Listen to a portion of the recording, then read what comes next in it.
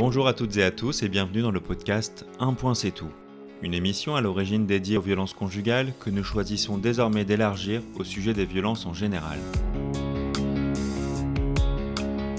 Je suis Adrien Roland-Boulogne et j'ai cofondé la société HEYU, H-E-Y-U. Nous développons dans le monde du travail et dans le milieu étudiant des actions de sensibilisation pour informer et accompagner les personnes qui vivent des situations de fragilité personnelle avec un retentissement dans leur vie étudiante et professionnelle. C'est l'exemple du handicap, de la santé mentale ou encore des violences conjugales. Et c'est en résonance avec cette activité que nous avons créé cette série de podcasts gratuites qui s'adresse à toute personne victime de violences ou intéressée par le sujet.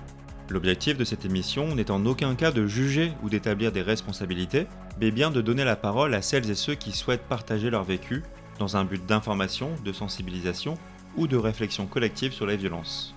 Merci de nous écouter, vous êtes désormais plusieurs dizaines de milliers.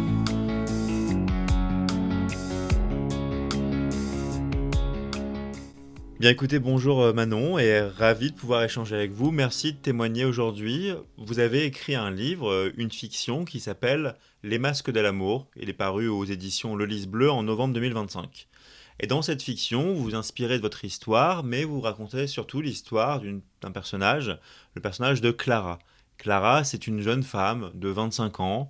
Elle tombe progressivement dans une situation d'emprise après être éperdument tombée amoureuse. Il y a vraiment une histoire de passion, une histoire très, très intense. Et justement, elle peine au début de sa relation à se rendre compte de ce que je comprends, de l'intensité de ce qu'elle subit, dans le sens un peu plus négatif du terme. Donc c'est en réalité une histoire d'amour qui se transforme en une histoire qui est beaucoup plus violente. Vous allez donc nous expliquer dans cet entretien comment cette emprise s'est mise en place de façon assez foudroyante justement pour Clara. Ma première question, c'est votre roman, il est inspiré, je comprends, en partie en tout cas de votre vécu. Comment vous trouvez un équilibre entre la fiction, entre votre vécu, pour réussir à expliquer un schéma qui est assez universel de la violence conjugale? Alors oui, dans ce roman, Les masques de l'amour, j'ai voulu me raconter, mais j'ai pas voulu non plus m'exposer. Alors ce que j'ai fait, c'est que après une thérapie, j'ai pu comprendre les phases qui suivaient des mécanismes crise. Et j'ai décidé d'écrire un livre parce que je me suis dit qu'on était beaucoup trop à les méconnaître. Donc je me suis dit: «Je vais prendre ces mécanismes que j'ai vécus et quelques scènes qui sont réalistes et je vais en écrire une histoire fictive tout autour pour faire connaître toutes les phases qui amène à ce genre de situation. Et je voulais aussi également, montrer que ça a des répercussions sur tous les domaines de la vie. Et, et comment justement l'usage de la fiction vous aide de façon un petit peu détournée à parler de ce sujet qui est très intense et qui du coup a été vécu par vous aussi? Parce que, là, on peut se cacher un peu derrière la fiction, plutôt que de raconter son propre vécu qui est quand même, c'est de l'intimité et c'est l'étaler à tout le monde. Et c'est pour ça que j'ai préféré me mettre, derrière une fiction. C'est un peu une façon, pour moi de me protéger et de protéger ma vie. Oui, oui, je comprends que c'est une façon de vous protéger. Alors, qu'est-ce que ça a apporté à la puissance de ce témoignage, on va dire indirect, l'usage de l'écriture? Alors l'usage de l'écriture, ça aide beaucoup à évacuer parce que tout ce qui n'est plus, en fait, c'est plus en toi, c'est écrit sur un papier. Le fait que ce soit fictif, c'est un peu comme, que ce que tu as pu vivre peut être vécu par d'autres personnes et se dire que ça peut vraiment toucher, tout le monde. Oui, on sent bien qu'il y a un caractère universel. Je reviens sur cette expression-là à travers le témoignage de Clara, en tout cas à travers l'histoire fictive de Clara. On a l'impression que c'est un début d'histoire d'amour comme tout le monde peut en vivre. C'est ça que vous avez voulu partager? Ça, oui, au début, c'est très romantique, c'est l'amour fou, on peut dire ça. Et on voit tout au long du roman, les mécanismes qui se mettent en place parce que, c'est vraiment un processus qui se fait, lentement tout au long de la relation et c'est justement ça que le piège, c'est parce que vu que c'est lentement tout au long de la relation, on s'en rend pas forcément compte. C'est pas comme si c'était quelque chose de brutal où on se serait dit: «Ah ben non, stop, stop, stop». Là, justement, c'est beaucoup plus insidieux. Je rebondis sur ce mot insidieux que vous venez d'évoquer parce qu'il est assez caractéristique de la façon dont se met en place les violences pour la personne qui s'appelle Clara. Comment Clara tombe dans une spirale infernale sans s'en rendre compte? Quels sont les mécanismes mis à l'œuvre que vous avez voulu décrire à travers cette fiction? Justement, c'est insidieux parce que c'est déjà les mécanismes ne sont pas connus. Notre cerveau, n'est pas adapté à cela. On ne connaît pas, on ne sait pas. C'est lent, un coup ça la personne, va être, dans des actes d'amour, dans des cadeaux, dans des démonstrations, puis, après elle va changer complètement de comportement, donc c'est très déstabilisant. J'ai voulu mettre, justement toutes ces phases qui est d'abord, la phase de séduction. C'est vraiment, la lune de miel, tout est rose, tout est beau, il s'ensuit, progressivement, des petites phrases, des petites choses qui mènent à un isolement pour, isoler du regard extérieur. Puis, vient la déstabilisation. Donc c'est le moment où tu doutes de ce que tu penses, de ta perception, de ce que tu crois et c'est à ce moment-là où la peur s'installe parce que c'est le moment où généralement, la personne devient, violente, que ça soit physiquement ou avec des paroles ou psychologiquement. Donc vu tout ce qu'on a pu subir avant, on marche, sur des œufs et on arrive à l'effacement de soi où on est plus rien, où on pense, plus rien et on est, constamment, dans l'émotionnel. Il faut savoir que le fait de vivre, tous ces, stress chroniques, le cerveau se met en autodéfense. Il a une paralysie des, zones de réflexion logique. Ouais, ça nous aide à comprendre comment on peut tomber dans ça sans même s'en rendre compte.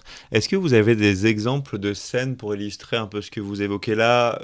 Un moment, par exemple, où on doute dans les périodes d'amour un peu passionnel, il y a des choses qui paraissent étranges, puis un peu plus tard, quand on s'engage, vous voyez ces petits signaux faibles. Est-ce que vous avez des exemples? Oui, par exemple, dans mon livre, à un moment donné, Clara, se parle à elle-même et elle dit: «Mais au fond de moi, une petite voix me criait que quelque chose n'allait pas, terriblement pas».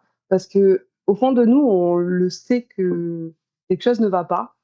Puis, les personnes qui nous entourent ont une autre vision de la personne puisqu'elle est différente dans l'intimité que devant d'autres personnes. Ce qui fait que et comme eux non plus ne connaissent pas les mécanismes, on met ça sur, l'irritabilité de la personne, la fatigue, qu'on en fait trop, donc on se sent pas cru et donc du coup, on n'ose plus en parler et on préfère, ne rien dire. Est-ce que vous pourriez, allez, en une minute, me résumer l'histoire du livre, qui est Clara, son devenir au regard justement de cette emprise qui se met en place progressivement? Alors, Clara, c'est une, jeune fille de 25 ans qui est, une artiste. Elle vit pour la peinture, elle a un petit boulot à côté, pour subvenir à ses besoins. Elle vit dans le sud de la France, à Avignon et à Avignon, il y a le festival, d'Avignon et là, elle rencontre, Julien. Alors, Julien, c'est un technicien pour les spectacles de son, de lumière et il vient d'un autre pays, il vient de Belgique. Ils se rencontrent, à la sortie d'un spectacle et là, ils commencent à parler, ils partagent et le coup de foudre, l'histoire rare que l'on voit, dans tous les animés et elle se dit que c'est la bonne personne, une promesse de bonheur, mais elle va vite se rendre compte que tout ce qui brille au début, ça peut cacher, des vices. On va voir tout au long du roman tous les mécanismes, tous les doutes, tous les silences, les incohérences, les gestes qui deviennent ambigus et le fait que Clara va s'en rendre compte, un peu plus tard dans l'histoire et se retrouver enfermée, dans une relation qui masque toutes les réalités parce que vu de l'extérieur, la relation avait l'air, super bien et à l'intérieur, c'était totalement l'inverse. Oui, d'ailleurs, on voit Clara, à un moment, elle ne sait plus comment agir, on a l'impression qu'elle a des œillères, elle est comme pétrifiée. On va décortiquer un petit peu comment on en arrive à cet état-là. Je crois me rappeler, en lisant votre livre, je crois me rappeler que dans votre livre, vous précisez que finalement, le contexte familial amicale de Clara n'est pas du tout instable, hein, et que pour autant, elle arrive à une telle situation. Comment vous expliquez ça? Et parce que justement, comme il y a deux versions de la même personne, il y a la version très douce, très gentille devant les autres, et la version d'emprise totale, de disputes et de chaos à la maison, fait que même si elle essaye d'en parler, et comme tous ses proches ne sont pas du tout confrontés, n'ont jamais été confrontés à ça dans leur vie, à l'emprise, ne connaissent pas les mécanismes, ils mettent ça sur la fatigue, sur l'irritabilité, sur le fait que l'autre peut exagérer, qui fait qu'on arrive à plus vouloir en parler et se dire que ça ne sert à rien parce qu'on ne te croit pas. Et c'est un peu comme si on te remettait la faute dessus sans méchanceté aucune parce que ils ne sont pas au courant de de tout. Mais, euh, mais du coup, on préfère s'isoler, se replier sur soi-même, ce qui permet un contrôle encore plus total de l'autre personne. Oui, d'ailleurs, Julien, il est finalement très séducteur en public, avec les amis, professionnellement, la famille. Et donc, socialement, ça ne se voit, je dirais pas absolument pas, mais en tout cas, quand on n'est pas, vous le disiez un petit peu, hein, mais formé et habitué à croiser ces sujets-là, on s'en rend pas compte. Ah non, pas du tout, parce que Julien, c'est quelqu'un qui a beaucoup de bagou, comme on dit chez nous dans le Sud, qui justement est très séducteur, très avenant, qui parle avec tout le monde, qui fait des soirées, qui s'entend bien avec tout le monde, qui est gentil, qui est posé de l'extérieur. Ce qui fait que ça brouille totalement les pistes. Quand tu dis à une personne qui se comporte comme ça ou comme ça avec moi et que ben, la personne qu'elle elle, côtoie et voit n'est pas du tout pareil, on, on se demande qui dit la vérité, qui dit le mensonge. Oui, on ne sait jamais ce qui est vrai, c'est vrai que c'est assez palpable. Il y a un moment, je crois que Julien, donc il emmène Clara dans sa famille en Belgique, et là elle se sent réellement, fondamentalement isolée, parce que justement elle est loin de son environnement, elle qui est plutôt sain et stable, familial et amical, et en plus elle rencontre la famille bah, donc de l'auteur, de Julien, où la mère est très acariâtre, la rejette, en plus, elle subit du racisme de la part de toute sa famille hein, flamande, hein, il me semble, envers elle qui est Mhm. française du sud d'Avignon notamment. Qu'est-ce que vous avez voulu évoquer en parlant du rôle de la belle famille et de cette ambiance toxique dans ce roman? Bah, je voulais évoquer que justement la famille et les proches de la personne que l'on aime, c'est les premières personnes qu'il a aimées. Donc on veut absolument bien s'entendre avec, être accepté. Et là, on est confronté à une situation où elle est totalement rejetée, où sa famille est complètement toxique. Ce qui fait par ailleurs que Julien est conforté par son entourage. Et ça permet une plus grande déstabilisation, une perte d'estime de soi. Parce qu'on voit bien dans le livre que Clara fait beaucoup de choses pour se faire apprécier et que ben, elle n'y arrive pas parce que elle est française et que pour eux, ce n'est pas bien, qu'ils auraient préféré quelqu'un d'autre et ils lui font clairement comprendre. À un moment donné, dans le livre, il y a un petit passage que je vais lire qui dit donc c'est la famille, enfin c'est Julien qui parle à Clara en parlant de sa famille et où il lui dit tu ne connais pas ma famille, dit-il d'une voix basse, menaçante. Tu ne sais pas de quoi ils sont capables. Alors fais ce que je te dis. Reste poli, souris et ferme-la. Parce que il- dès que Clara ouvre la bouche dans sa belle famille, elle est insultée, rabaissée, mise à l'écart et, euh, et lui est à l'aise avec ce comportement-là qu'il a toujours connu et qui donc pour lui paraît normal. Oui, d'ailleurs, lui, il ne reprend pas du tout sa famille hein, sur toutes les critiques portées envers Clara. Mais d'ailleurs, c'est dans le roman bah, un peu le moment où Julien commence à se servir de l'argument de la famille pour dire bah, tu vois, je suis pas le seul à penser que ceci et cela ne va pas chez toi. Il commence à orienter progressivement tous les problèmes de sa vie sur Clara en servant de la famille. C'est bien C'est cela? ça, parce que Julien, j'ai été confrontée à ça, ce n'est jamais de sa faute. c'est toujours la faute à Clara et c'est justement ça, c'est le moment de la déstabilisation où il lui fait perdre sa perception de la réalité, où elle se met à douter d'elle-même, à savoir si c'est vraiment elle le problème. Oui, voilà, il se sert justement de sa famille qui le conforte dans, dans sa vision des choses, dans son comportement, pour dire que au final, ce n'est pas lui la mauvaise personne, ce n'est pas lui la personne toxique, n'est pas de sa faute parce que il prend sa famille comme témoin de validation de tous ses comportements qui mènent Clara à douter de tout. Et comment Clara se positionne dans la comparaison vis-à-vis de sa propre famille?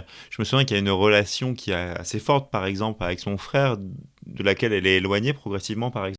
Oui, bah, Clara, elle a grandi dans une famille plus ou moins unie et où en tout cas les mécanismes de l'emprise n'y sont pas, qu'il n'est pas connu. Justement, on voit dans le livre que elle s'éloigne de son frère progressivement suite à des conflits avec Julien. Elle le sait très bien que ce n'est pas normal d'être rejetée comme ça. Elle a une blessure de rejet, Clara. Ça lui fait tellement mal d'être rejetée qu'elle met toutes ses formes, même en sachant que ce n'est pas normal, pour se faire accepter. Oui, en fait, elle n'est pas du tout narcissique, mais elle a un très fort besoin d'être aimée. Du coup, ce qui l'amène à toujours vouloir aller dans le sens des autres. C'est comme ça que je le perçois. C'est ça, c'est que Clara, elle a un grand besoin d'être aimée, d'amour, de ne pas être rejetée. Et c'est marqué au tout début du livre que Clara, elle a pu souffrir dans son passé et qu'elle recherchait beaucoup l'amour et la validation des autres, ce qui a favorisé justement la mise en place de ces mécanismes. Et très souvent, les personnes qui peuvent avoir des failles sont les cibles prioritaires de ce genre de personnes. Complètement. Et puis, en plus de ça, bah, les personnes de son entourage, ses amis, sa famille, elle est progressivement isolée de celle-ci, notamment parce que, en fait, Julien, il est très possessif. Quand il se rend compte qu'elle passe trop de temps avec une amie ou avec un ami, bah voilà, il est jaloux et voilà, finalement, elle est éloignée de ses proches. Comment cette jalousie et ce contrôle sur les proches, il va influencer le destin de Clara? Mais ça va l'isoler et l'enfermer encore plus parce que Julien, justement, est très possessif sur Clara parce qu'il se rend compte que petit à petit, avec le temps, il se rend compte que Clara change et dans le livre, on peut le lire qu'à un moment donné, sa meilleure amie dit Clara, tu vas bien, tu as l'air différente. Et elle lui répond différente comment? Elle lui dit plus réservée, moins spontanée. Et Clara se parle à elle-même et en lui disant comment lui expliquer que ma créativité s'est éteinte, que l'art qui avait été le centre de ma vie me semble maintenant futile, que je passe mes journées à marcher sur des œufs pour ne pas éveiller les démons de mon mari. C'est justement ce que Clara se renferme sur elle. Ses amis s'en rendent compte. Ses amis commencent à se douter que quelque chose ne va pas.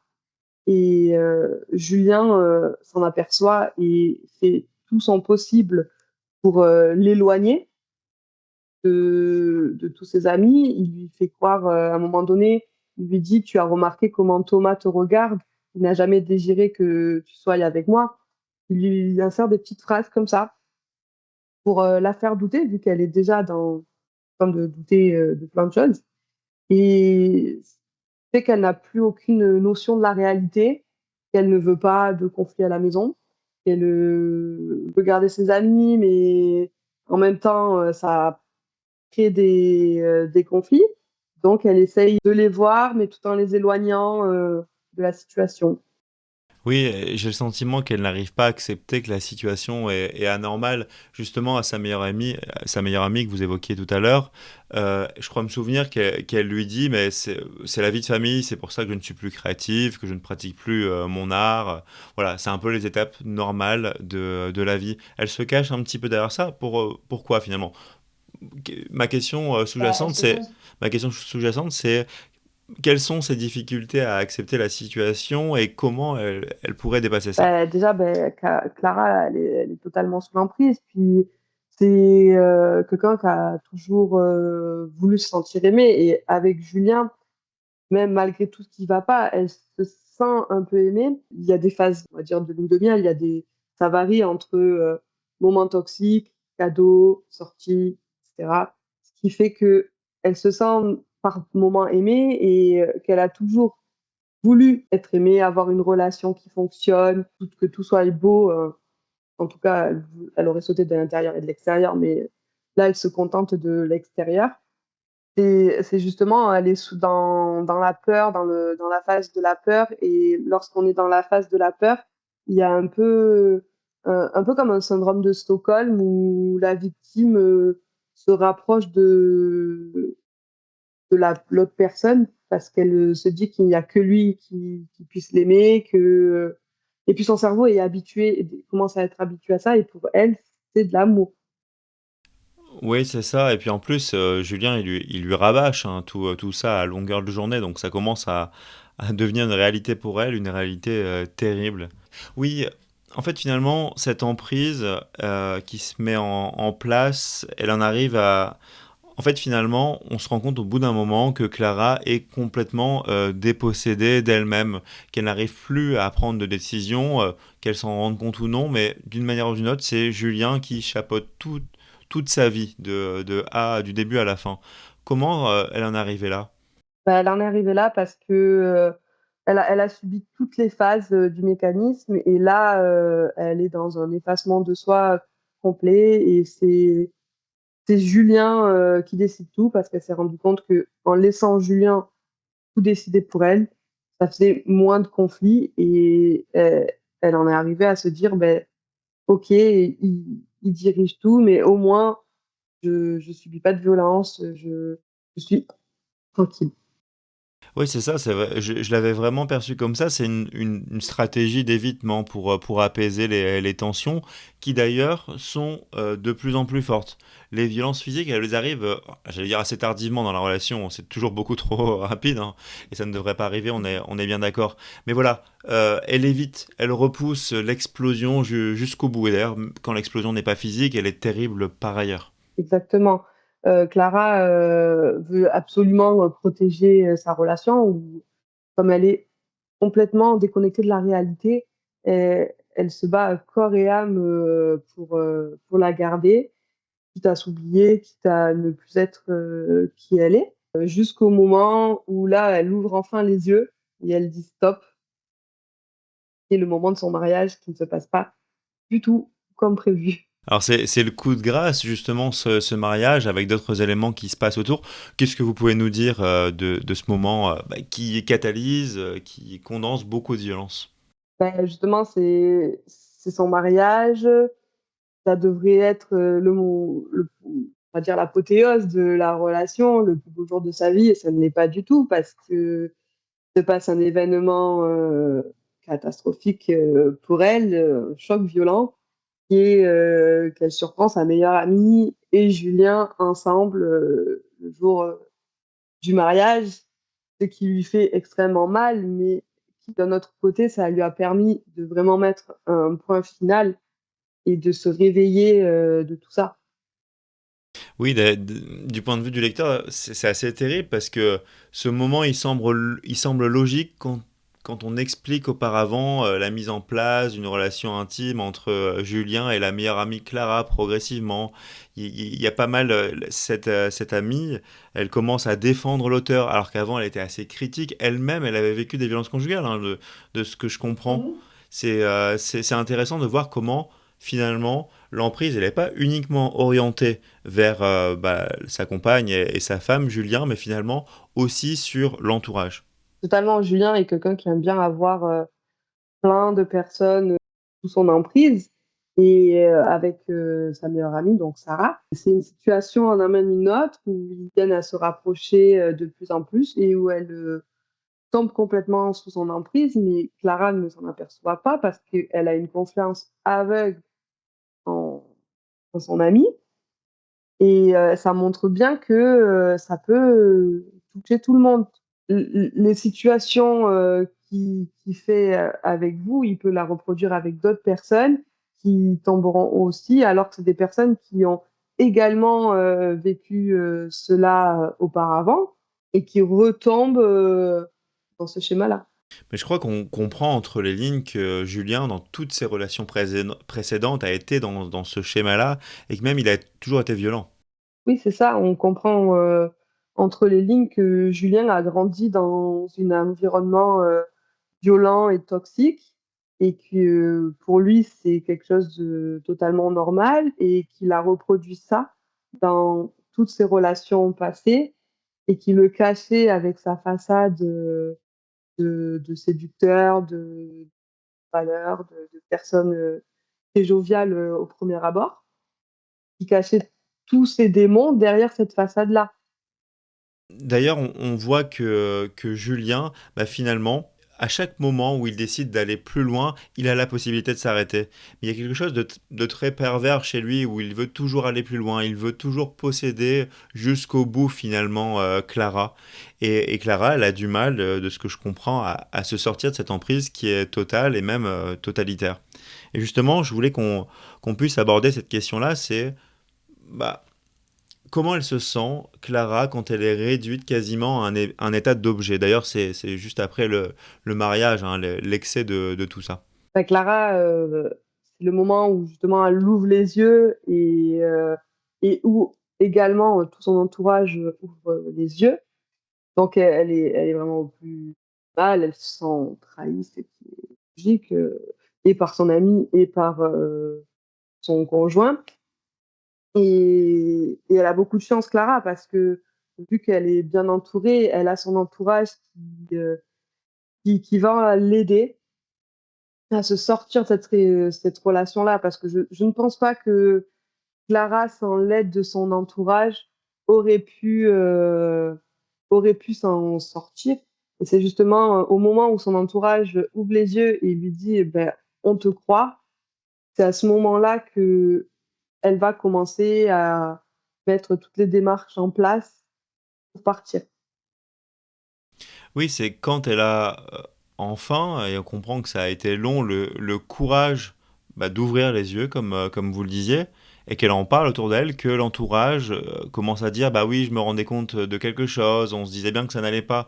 Et donc finalement, quand la parole a été libérée, quand le tabou a été brisé, on se rend compte qu'on n'est plus seul au monde, comme on pouvait l'imaginer. C'est ça, c'est exactement ça. Elle se sent du coup moins seule parce que jusqu'alors, c'est pas qu'ils ne la croyaient pas, mais ils étaient pas confrontés et puis ils voyaient une autre version et il y avait des doutes, ils suspectaient des choses, mais Clara s'était complètement renfermée sur elle-même.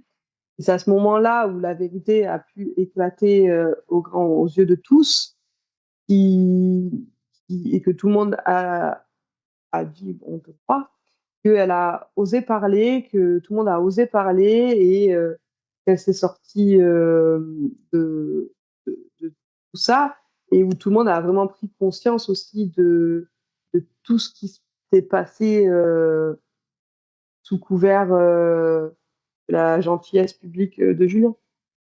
Il y a un grand basculement dans ce roman autour du mariage. D'ailleurs, c'est assez palpitant parce qu'il y a plein de retournements de situation. Certains, on les voit à peu près venir parce qu'on est extérieur et ça paraît évident, et d'autres, on se fait complètement surprendre. Mais justement, dans ce grand basculement-là, bah, qu'est-ce que vous voulez faire passer comme message à vos lecteurs sur ce moment assez violent de l'explosion de la violence? Bah, j'aimerais déjà faire, connaître les mécanismes que, les personnes, qui s'y intéressent ou même qui le vivent, puissent les reconnaître ou même celles qui ont pu sortir de ce genre de relation, mais qui n'ont pas encore connaissance des mécanismes, puissent se reconnaître et mieux comprendre. Puis j'aimerais également faire passer un message que l'on peut s'en sortir, que la reconstruction, elle est possible. Elle est longue et elle est pas linéaire, mais elle est, totalement, possible, par la suite de pouvoir se reconstruire et de vivre une vie épanouie par la suite, même en ayant vécu des moments difficiles. C'est un peu même si on est dans le tunnel, il y a toujours la lumière au bout. Tout à fait. D'ailleurs, Clara, on sent qu'elle a depuis le début de l'histoire, hein, cette force en elle de s'en sortir, d'être une personnalité, un individu à part entière, et que juste bah, une main tendue, une prise de recul sur cette blessure que vous parliez, que vous évoquiez tout à l'heure, cette blessure d'attachement, on a besoin de prendre du recul sur ça, et puis c'est possible, quoi. C'est un grand message d'espoir, je trouve, qu'on retrouve dans votre livre. Tellement je voulais faire passer ce message d'espoir parce que quand on est à l'intérieur de ça, bah, on se dit qu'il n'y a pas d'espoir, qu'on n'y arrivera pas, qu'on s'en sortira pas, qu'on n'a pas cette force-là, qu'on n'en est pas capable. Alors que si on en est capable, on a tous une force en nous, mais elle a pu être éteinte, diminuée, et que justement, il y a des choses aujourd'hui comme la Maison des femmes, comme des spécialistes ou même l'entourage qui peuvent vous aider à s'en sortir. Et le premier pas, c'est déjà de comprendre les choses et puis de savoir qu'on n'est pas seul. Ça aide beaucoup, à mon avis. C'est un bon conseil, hein. Il y a la Maison des Femmes, il y a plein d'associations. On peut appeler le numéro 19 qui est une porte ouverte avec plein de spécialistes pour pouvoir exprimer ce qu'on vit, qualifier ce qu'on vit avant d'être orienté et accompagné. Je continue sur ce plan-là. Comment on se reconstruit? Comment Clara, elle se reconstruit après un schéma de violence aussi intense, finalement sur pas tant de temps que ça, hein, sur quelques années. Eh ben, Clara, elle se reconstruit déjà avec beaucoup de courage. Comme je disais, c'était pas linéaire, mais elle a déjà tous ses proches qui sont là pour elle, qui l'aident beaucoup à avancer parce qu'elle n'est pas seule.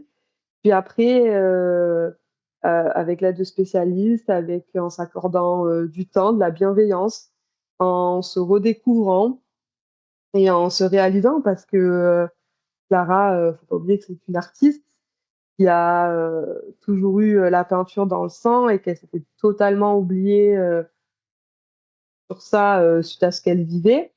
Et elle va justement recommencer, ça va lui redonner confiance et elle va finir par se réaliser et à réaliser son rêve alors que quelques mois, quelques années auparavant, elle l'aurait jamais imaginé. C'est pas anodin qu'elle reprenne effectivement la pratique de son art qui a un moyen un peu symbolique d'expression d'elle-même alors puisqu'elle elle s'est retrouvée. Et, et Oui, d- totalement. Mm. Et d'ailleurs, je n'ai pas pensé à vous demander, mais sur le plan professionnel, est-ce que ça lui apporte quelque chose d'avoir son indépendance, une activité à elle? Parce que j'ai l'impression que, à part son travail, dans une école primaire, hein, il me semble, bah, tous les moments sont partagés avec Julien. Oui, c'est ça, c'est que lors de la relation, à part son travail qui est effectivement dans une école primaire, elle passait tout son temps libre avec Julien et parce que Julien avait un contrôle total sur elle. Et puis ils avaient déménagé du coup dans le sud de la France et il utilisait le fait d'être dans un endroit où il ne connaissait que très peu de monde et qui ne voulait pas se retrouver seule. Donc, elle restait avec lui en se disant, il est venu ici pour moi, donc je vais faire cet effort là pour lui. Ce qui a permis à Julien de prendre un contrôle total sur tous les aspects de sa vie. Et lorsqu'elle a pu s'en libérer par la suite, faire ce qu'elle aimait et réaliser son rêve, c'est à ce moment-là que, on va dire, elle a repris totalement confiance en elle et que les chaînes se sont brisées intérieurement et Et qu'elle redevient pleinement indépendante, hein, d'ailleurs aussi financièrement, en termes de logement, hein. C'est un sujet qui est assez important dans la relation d'emprise, hein. Julien, il lui dit toujours oh, si je résume, t'es avec moi aussi parce que t'as une situation confortable. Elle lui dit absolument pas je t'aime, et c'est souvent un sujet de crispation. Et j'ai l'impression que bah, sa reconstruction après se pose pas du tout en ces termes-là, quoi. Elle est de nouveau pleinement indépendante et ça lui convient très bien. Est-ce qu'elle en a parlé d'ailleurs au boulot de ce qu'elle vivait à la maison? bah, elle n'en parle pas au travail parce que ce sont des collègues de travail. Elle n'est pas très très proche de ses collègues de travail. Et puis, quand tu te dis que ta famille, tes proches mettent tout sur l'irritabilité de la personne, la fatigue, que ils ont un peu des doutes et qu'elle se renferme sur elle-même, elle va pas aller en parler à quelqu'un avec qui elle est encore moins proche, qui aura encore moins de facilité à comprendre. Justement, ça aurait été une personne totalement extérieure qui aurait pu peut-être lui ouvrir les yeux. Vous voulez dire une personne qui est complètement neutre, à qui il n'a pas eu de Neutre. relation? Ouais. Oui, surtout qu'il y a une part de honte, hein, qu'on sent qui est très importante, hein, dans ce qu'elle vit, sachant qu'elle n'est même pas consciente de tout, puisque, bah, vous le disiez, elle est sous emprise, elle est dépossédée d'elle-même. Et c'est sortir de ça qui est très difficile. Oui, ça a été très difficile, pour elle. Puis effectivement, elle a un peu un sentiment de honte parce qu'elle, sa vision, de l'amour comme elle, le voyait, une relation, parce qu'elle est toute jeune, Clara, il faut pas l'oublier, n'était pas cela et elle voulait, je pense, peut-être par, fierté, ne pas l'étaler à tout le monde, qu'elle pouvait avoir, des faiblesses et qu'elle pouvait être dans cette situation-là, parce que Clara ne pensait pas que ça pouvait un jour lui arriver, ce genre de situation, et que ça n'arrivait qu'aux autres, alors que pas du tout. Donc elle préfère le garder pour soi. Bien sûr. Elle est toute jeune, ça n'a pas duré tant d'années que ça, elle a réussi à s'en sortir juste après son mariage. Qu'est-ce qui fait, à votre avis, que bah, certaines personnes restent sous emprise bien plus longtemps? Alors je pense qu'il peut y avoir des situations qui font qu'on reste sous emprise pour. Il peut y avoir des enfants ou ce genre de choses qui font qu'on se dit que pour le bien-être d'une autre personne, on va subir ça. Clara, c'était pas du tout son cas. Je pense que c'était aussi heureusement pour ça qu'elle a pu partir facilement.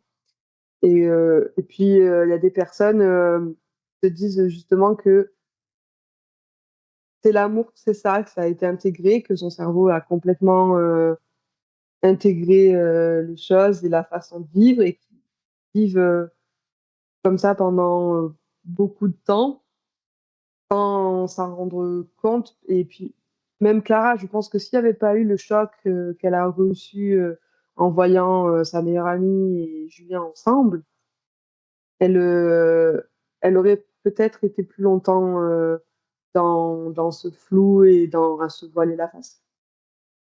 Oui, oui, oui, c'est assez perceptible, hein. On se doute que ça aurait duré plus quand on lit le roman, effectivement. Maintenant que bah, vous avez pris du recul, que le roman est sorti, est-ce que vous recevez des témoignages de personnes qui ont été concernées? Est-ce qu'on vous dit, hein, moi ce que j'entends beaucoup dans le podcast, c'est dans le cadre professionnel, j'ai l'impression que cette histoire, je l'ai vécue, que c'est de moi que vous Alors, parlez? j'ai reçu des témoignages de personnes, de femmes notamment, qui justement se reconnaissaient ou alors reconnaissaient un membre de leur famille ou de leur entourage, de leurs amis qui étaient dans cette situation-là, qui leur ont conseillé de lire le livre.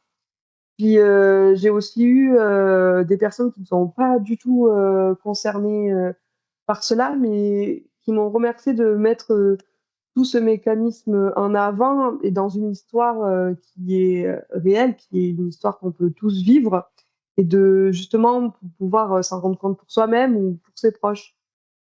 Ah, donc c'est intéressant, ça veut dire que finalement, votre témoignage, celui de Clara dans la fiction, il s'adresse pas uniquement aux personnes qui sont victimes de violences conjugales, il s'adresse plus largement à l'entourage qui pourrait détecter des situations chez leurs enfants, cousins, cousines, amis, et j'en passe. Et aussi plus largement, bah, il l'aide à, à mieux comprendre ce mécanisme pour pouvoir le repérer. Oui, totalement, ça permet à tout le monde de pouvoir mieux les connaître pour soi ou pour ses proches. Et puis comme c'est un roman qui se lit facilement, enfin, en tout cas c'est les retours que j'ai, et ça permet de, on va dire d'une manière un peu ludique, qui n'est pas non plus un cours de psychologie, mais de se rendre compte dans telle situation, comment ça se passe. Alors que si on le vit soi-même, on s'en rend pas du tout compte. Et si c'est un proche, on peut peut-être avoir des soupçons, mais si on ne les connaît pas, si on ne sait pas, on va déjà pas vouloir se mêler de la relation et puis, on va pas, les interpréter comme des, signaux d'alerte. Tout à fait. Et d'ailleurs, vous disiez que c'est un roman qui se lit facilement, et moi je le confirme, j'en ai déjà lu pas mal hein, sur le sujet dans le cadre de mon boulot et du podcast. Il est, je le disais, il est bien rédigé, il se lit très rapidement. Pour les personnes qui ne sont pas passionnées de littérature et qui ne lisent pas tous les jours sur leur chevet un roman, celui-ci est parfait parce qu'il va à l'essentiel, il permet de ressentir pleinement et directement les émotions de Clara et donc finalement de comprendre le processus d'abord à travers l'expérience et puis après on peut intellectualiser un peu parce que vous expliquez hein, les mécanismes, on en a parlé aujourd'hui dans ce podcast et aussi on peut prendre du recul sur le vécu de cette personne. Simplement parce que l'histoire elle est simplement écrite, elle va à l'essentiel et elle est palpitante. Alors j'en arrive à mon habituelle dernière question, vous l'avez déjà un petit peu évoqué, mais c'est quoi votre conseil principal que vous pourriez donner à une personne qui a été victime ou qui l'a encore, parce qu'on sait que parfois, et même très souvent, post-séparation, l'emprise continue à se manifester, en tout cas la volonté d'emprise de l'auteur continue à exister. Mon conseil, ce serait, d'en parler parce qu'on n'est pas seul. On se pense seul, mais on ne l'est pas. En parler, à ses proches, à un psychologue, à un spécialiste, à justement, comme on disait, toutes les structures qui puissent exister. En tout cas, en parler, ça va permettre, de se libérer et de pouvoir permettre après une reconstruction et de réapprendre à se connaître, et également à connaître, tous ces signes. Une bonne façon d'en parler, ça peut par exemple être en offrant votre roman Les Masques de l'amour à une personne, même si elle n'est pas concernée, hein, vous le disiez, l'information, il faut la partager largement. Donc c'est un roman, Les Masques de l'amour, je le répète, qui est paru aux éditions Le Lys Bleu en novembre 2025. On le retrouve où d'ailleurs? Alors on le retrouve un peu partout, on le retrouve, sur Amazon. Et après, on peut aller dans toutes les librairies, que ça soit, les grandes librairies connues comme Fnac, Cultura et cetera, où il faut le commander, ou même dans votre petite, librairie, de quartier. Il suffit juste, de le demander. C'est Les Masques de l'amour de Sourdon Manon. Eh ben, vous retrouverez la référence dans le descriptif de cet épisode n'hésitez pas à le commander, à vous le prêter aussi, puisque c'est un roman qui permet vraiment bien de comprendre les mécanismes des violences conjugales qui touchent quand même beaucoup de personnes. Rappelons qu'il y a plus d'une personne sur 10, en tout cas en France, qui va être concernée au cours de sa vie. On sait que c'est essentiellement des femmes, à hauteur d'à peu près 90%. Bien sûr, il y a aussi des hommes. Mais bon, voilà, on est dans un schéma qui est terriblement très partagé. On retrouve dans l'histoire de Clara et de Julien, finalement, un peu des profils types, justement, d'une personne qui est victime et d'une personne qui est auteur. Et c'est en cela, je reboucle avec mon introduction, qui a un caractère universel et vraiment très intéressant dans la façon de traiter le sujet. Eh bien, écoutez, merci beaucoup pour ce témoignage et merci d'avoir utilisé la plume pour parler de ce sujet. Je le répète, une bonne façon de décentrer cette thématique qui est parfois un petit peu lourde. La fiction aide à cela, l'art aussi, hein, vous parliez de la peinture comme moyen de s'exprimer, c'était ce qu'avait choisi Clara dans ce livre et peut-être que d'autres personnes le font. Je sais qu'il y a pas mal d'ateliers hein, qui utilisent l'art pour aider des personnes qui sont victimes de violences conjugales à dépasser des vécus traumatiques. Donc finalement, avec ce roman, vous permettez cela aussi. Merci beaucoup Manon. Merci à vous. Vous voulez témoigner en tant qu'expert des violences ou bien en tant que victime, que vous soyez une femme ou un homme? Alors envoyez-nous un mail à l'adresse hello@eu.fr, H-E-Y-U. N'hésitez pas à partager cette chaîne car en parler c'est déjà avancé. Nous l'ouvrons désormais à d'autres sujets de violence, alors restez à l'écoute.